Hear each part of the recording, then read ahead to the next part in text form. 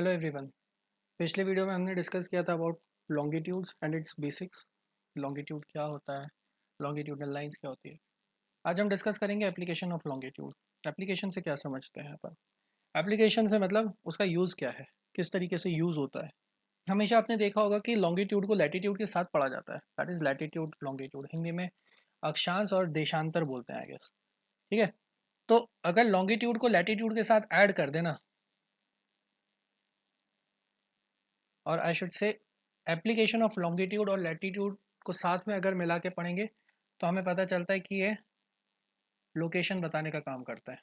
अगर मुझे अर्थ पे किसी व्यक्ति की एक पोजीशन जाननी है कि ये इंसान कहाँ पे है, तो आई जस्ट नीड उस जगह का लॉन्गिट्यूड एंड लैटिट्यूड, उस जगह का लोकेशन एग्जैक्टली पता चल जाएगा। यही लॉन्गिट्यूड एंड लैटिट्यूड हमारे जो जीपीएस होते हैं, गूगल मैप्स होते हैं, उसमें भी यूज़ होता है। बट अगर लॉन्गिट्यूड को इंडिविजुअली देखें तो longitude basically date and time को डिटरमाइन करने में हेल्प करता है, एंड साथ में डे एंड नाइट में भी हेल्प करता है। तो अगर कभी एग्जाम में ऐसा लिखा जाए कि latitudes are associated with date and time और डे और night, so the statement would be wrong because it would be longitude who are associated with the date and time and day and night। और latitude का association seasonality के साथ होता है, seasons के साथ होता है। तो जब हम एप्लीकेशन ऑफ लैटिट्यूड्स पढ़ेंगे ना आने वाले लेक्चर्स में, तब मैं आपको बताऊंगा कि कैसे लैटिट्यूड का यूज़ होता है। आज के लेक्चर में हम टाइम को डिस्कस करेंगे कि लॉन्गिट्यूड टाइम डिटरमाइन करने में कैसे मददगार होता है। सी, ये सन है हमारा। अब अगर सन अर्थ को देखे तो हमें ये पता है कि अर्थ पे लॉन्गिट्यूडनल लाइंस 360 होती है, और अर्थ को अपना एक रोटेशन कंप्लीट करने में 24 घंटे लगते हैं। तो मैं ये मान लूँ कि अगर सन अर्थ को देखेगा तो वो 24 घंटे देखेगा, तो 360 लॉन्गिट्यूड अर्थ घूम जाएगी। मतलब अगर ये पॉइंट ए है, सन ने यहाँ से देखना शुरू किया, तो आफ्टर 24 आवर्स ये घूम के वापस पॉइंट ए पे आ जाएगा। Getting my point? अब मुझे अगर जानना है कि 24 घंटे में तो मुझे पता है कि 360 डिग्री देख लेगा सन, लेकिन एक घंटे में कितना देखेगा, तो इट वुड बी 15 डिग्री। मतलब अगर सन यहाँ से बैठ के देख रहा है अर्थ को, तो एक घंटे में सन कितने लॉन्गिट्यूड कवर करेगा? It would B 15 longitudes. अब आप बोलोगे सर ये तो ठीक है, लेकिन एक लॉन्गिट्यूड को देखने में कितना समय लगेगा? Then it would be 60 divided by 15। As you know 1 hour is equals to 60 minute होता है। तो एक लॉन्गिट्यूड को देखने में इट वुड टेक 4 मिनट्स। ठीक है, तो हमारे पास कुछ डिटेल्स यहाँ से आ जाती हैं कि अच्छा, एक घंटे में 15 लॉन्गिट्यूड निकलेंगे, 24 आवर्स में 360 डिग्री लॉन्गिट्यूड्स पूरे कवर हो जाएंगे। एंड एक लॉन्गिट्यूड कवर करने में, एक लॉन्गिट्यूड मतलब ये लॉन्गिट्यूड और ये लॉन्गिट्यूड है, अगर ये 0 डिग्री और ये 1 डिग्री है, तो इसके बीच के डिस्टेंस को कवर करने में 4 मिनट्स लगेंगे। एक एक कंसेप्ट है जिससे आपको टाइम डिटरमाइन करने में बहुत हेल्प होगी। एक चीज़ याद रखना, कोई सा भी लॉन्गिट्यूड लो आप, वेदर इट इज़ 0 डिग्री, चलो यहाँ पे 0 डिग्री ले लेते हैं, ये एक लॉन्गिट्यूड है। अगर कभी भी लॉन्गिट्यूड से ईस्ट में मूव करोगे तो टाइम हमेशा प्लस होगा, वेस्ट में मूव करोगे तो टाइम माइनस होगा। अगर यहाँ पे 12 बज रहे हैं 0 डिग्री पे, तो 1 डिग्री पे कितना बजेगा? 12 बज के 4 मिनट। ठीक है, और अगर 179 डिग्री पे देखेंगे तो 1 डिग्री में कितना फ़र्क होता है? 4 मिनट का। तो यहाँ पे 11 बज के 49 मिनट, 11:59 बजेगा। नाउ सी, ये ग्रीनिच लाइन है हमारी, हमें पता है this is the Greenwich line. हमने यहाँ पे क्या देखा कि एक घंटा कवर करने में, एक घंटे में 15 लॉन्गिट्यूड्स कवर होते हैं।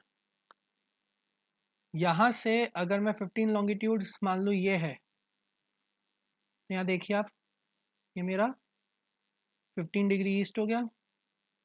15 डिग्री ईस्ट, यहाँ पे आपको +1 देखने को मिलेगा। अगर मैं 15 डिग्री वेस्ट में जाऊँगा तो -1, अगर मैं 30 डिग्री वेस्ट में जाऊँगा तो -2।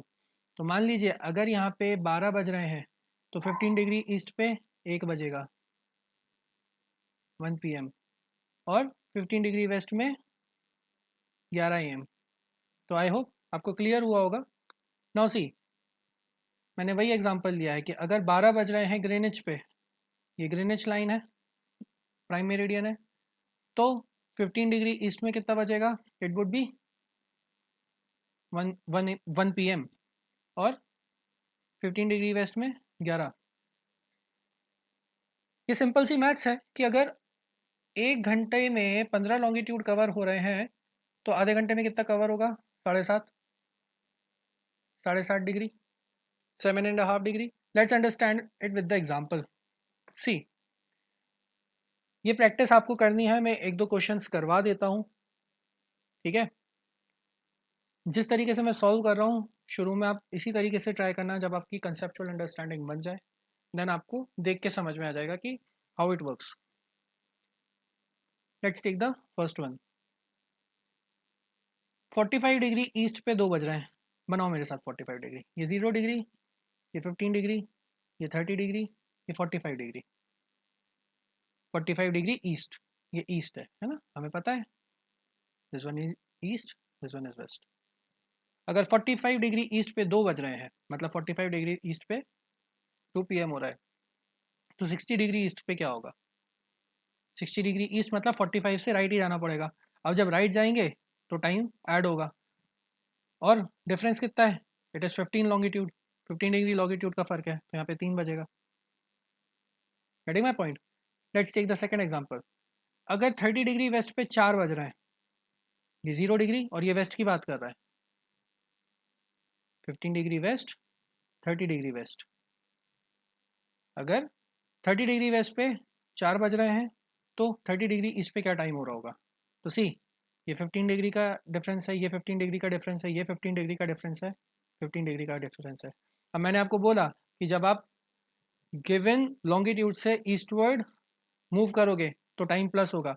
15 डिग्री कितनी देर में कंप्लीट होता है? 1 घंटे में। +1 +1 +1 +1। तो अगर यहाँ पे 4 AM हो रहा है तो 30 डिग्री ईस्ट पे 8 AM हो जाएगा। ये सारे क्वेश्चंस आपको होमवर्क में करना है, ट्राई इट। मैं बता रहा हूँ आपकी कंसेप्चुअल अंडरस्टैंडिंग बहुत अच्छी हो जाएगी। आप देख के बता दोगे कि अच्छा, अगर इस पर्टिकुलर लॉन्गिट्यूड पे इतना टाइम हो रहा है तो इसके वेस्ट में अगर ये लॉन्गिट्यूड है तो इधर पे कितना टाइम होगा, इसके ईस्ट में अगर लॉन्गिट्यूड है तो उसका टाइम क्या होगा। चलो इंडिया की बात करते हैं। इंडिया की हमने प्राइम मेरिडियन पढ़ा था पिछले लेक्चर में, that is 82.5 degree east. Now understand, standard mean time of India is +5:30 GMT। Why? इसको +5:30 GMT क्यों बोलते हैं? पहली चीज़ तो ये समझ लो। प्लस से क्या समझ में आता है? मैंने आपको बताया था जब हम ईस्टवर्ड मूव करेंगे तो टाइम प्लस होगा। तो अभी इससे तो समझ में आ जाता है कि सर प्लस अगर यहाँ पे लिखा है तो इंडिया ग्रीनिच के ईस्ट में है ना। और 5:30 से क्या समझ में आता है? 5:30 देख के हम ये समझ जाते हैं कि सर ग्रीनिच से 5.5 घंटा आगे है। टाइम देख के आप समझो कि आप यहाँ से लॉन्गिट्यूड भी डिटरमाइन कर सकते हो। इस लॉन्गिट्यूड पे कैसे आना है? सी, ग्रीनिच है 0 डिग्री, 5 घंटे अगर आगे जाना है तो मैं 5 लॉन्गिट्यूड बनाऊंगा, 1 2 3 4 5। 1 आवर में कितना लॉन्गिट्यूडनल डिफरेंस होता है? आप बोलोगे 15 डिग्री का sir. 15 degree, 30 degree, 45 degree, 60 degree and 75 degree, ये 5 घंटा हो गया है ना। +1 +1 +1 +1 +1, ये 5 घंटा हो गया। लेकिन यहाँ पे 30 मिनट्स भी दिया है। मैंने आपको पीछे बताया कि अगर 1 घंटे में 15 लॉन्गिट्यूड कवर हो रहे हैं तो आधे घंटे में कितने लॉन्गिट्यूड्स कवर होंगे? It would B 7.5। तो 75 से मैं आधा घंटा ऐड करूँगा तो मेरे को लॉन्गिट्यूड क्या मिल जाएगा? It would B 82.5। Getting my point कि क्यों standard mean time of India अगर उसको 5:30 GMT बोलते हैं तो क्यों बोलते हैं? क्योंकि इंडिया ग्रीनिच मीन टाइम से 5.5 घंटा आगे है। क्योंकि ग्रीनिच लाइन से इंडिया की जो कैंडिड मेरिडियन है वो 82.5 डिग्री लॉन्गिट्यूडनल ईस्ट साइड में लाई करती है। What is the standard meridian of India? यह हम वैसे मैंने यहाँ पे भी बता दिया है, लेकिन हमने ये प्रीवियस वीडियो में भी डिस्कस किया है। The longitudinal extent of India, मैंने आपको पिछले वीडियो में बताया था बेसिक, जब हमने अंडरस्टैंडिंग ली थी लॉन्गिट्यूड्स क्या होते हैं, मैंने इंडिया के पर्सपेक्टिव में भी बात करी थी, तो हमने बात करी थी कि 30 डिग्री का वेरियंस आता है वेस्ट एंड ईस्ट में। Why does India does not have multiple time zones? चलो इसको समझते हैं।